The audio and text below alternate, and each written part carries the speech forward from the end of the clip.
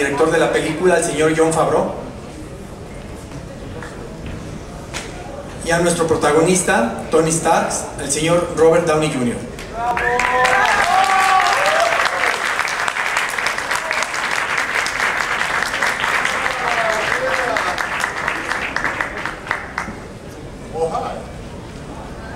Hi. Look how excited John is. We got our earpieces in already. Yes. This is Yes, John again. well, thank you. I feel like I'm at the UN. Yes.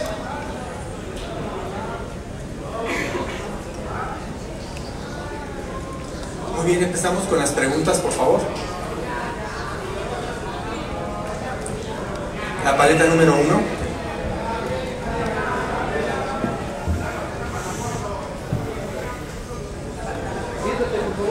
Bueno, bienvenidos a México y quería preguntarle al señor Downey, después de todos los papeles que ha interpretado, si en la vida le faltaba ser un superhéroe y qué tanto se compromete con sus otros personajes, qué tanto se compromete con un personaje que viene de las historietas.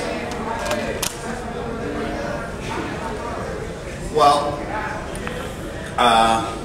oftentimes nowadays a big mythological character or a superhero type actually affords you more chance for character development than some, highbrow Hollywood dramas. And to me, the whole thing is kind of like it always is the director and the actor create a third thing, which is the character, and that's very much what John and I set out to do.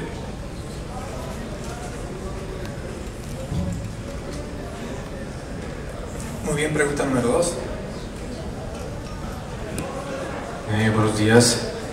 Siendo un poco honestos, tomando en cuenta las accidentes de su vida y las recaídas que ha tenido en muchos sentidos, señor Downey, usted no tiene, igual y no tiene el tipo de superhéroe que uno quisiera como ejemplo para mucha gente. Esa es la primera pregunta. Si me permiten una segunda es, ¿cuál es el sello que usted le impone a este superhéroe, su sello personal?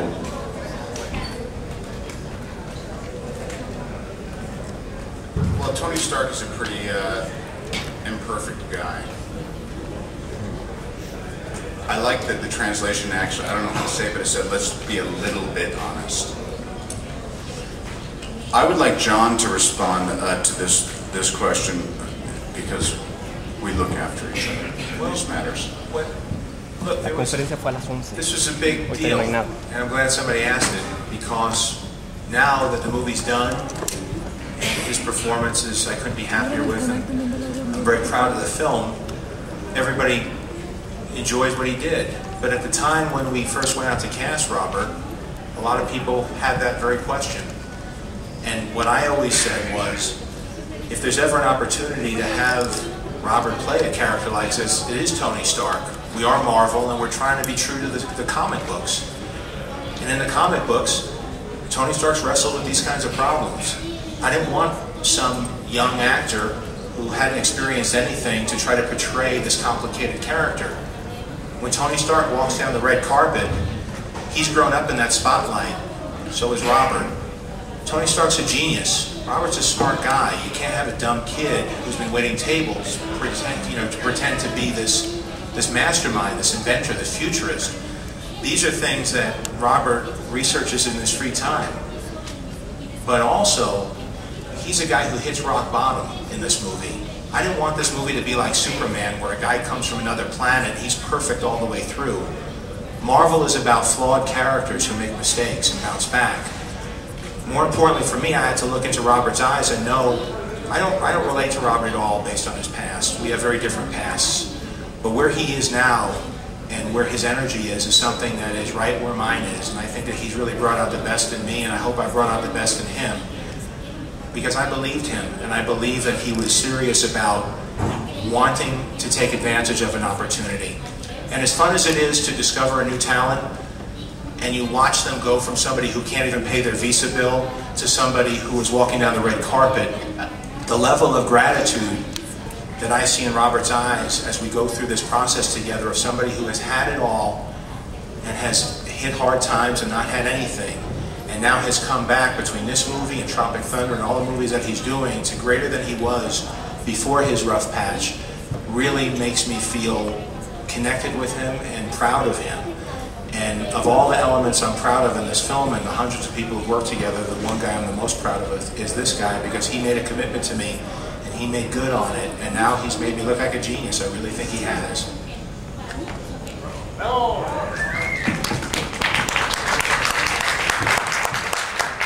John will be answering all of my questions from now on. Primero, bienvenidos. Acá, Susana de Playboy. Preguntarles, primero, quisiera saber, Robert, si tuvieras, bueno, aquí estoy. Si tuvieras, bueno, la oportunidad de saber si te gustaría dejar de, bueno, si supieras que los verdaderos fabricantes de armas pudieran dejar de hacerlas, ¿te gustaría que eso ocurriera como tu personaje de Iron Man? Y bueno, por otro lado, también aprovechar porque traigo aquí un regalo de parte de la revista Playboy para ti. Security. Entonces, I'll look at that for Robert. He has to answer the question. Thank you.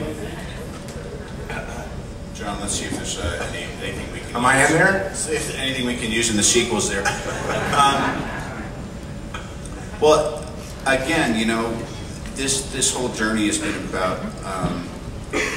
about John casting me and then us wrestling with the idea of all the themes in this story, and central to it was, you know, I heard we were doing some press before this, and people would say, well, this is a very political film, isn't it? And I was like, well, I don't know if we quite did our job, if it is. Favreau was pretty adamant that, you know, all of the larger questions that this might raise and the temperature with American whatever conflicts are occurring isn't really central to this. We're talking about bigger ideas. And as this character and the whole genesis of Iron Man is literally from 40 years ago. I think what's interesting is the cycles. And Stan Lee had said this was a time when the fear and distrust of the military-industrial complex was high. There was a looming kind of, you know, non-threat threat, so to speak, with Vietnam. Yeah, when it was first originally, right? Yeah. But I think more than that is because the question you would ask, you know, if all the weapons manufacturers could have this sort of spiritual awakening and turn away, I don't know if that wouldn't leave us quite unsafe. And I think what John and I definitely agree on is our politics, which are private matters to us, are very much about America does need to be strong and safe. That said, we're not dealing with reality. We're dealing with Planet Iron Man, which I think took some of the onus off. You know, we're not Greengrass and Damon talking about, you know, some actual, you know, movie they're doing about us and that. What do you think, John? I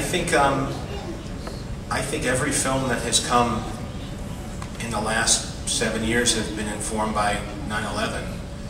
I think Spider-Man and Lord of the Rings were movies that were very fun to watch because they offered simple solutions in a very complicated time. Now, 7 years later,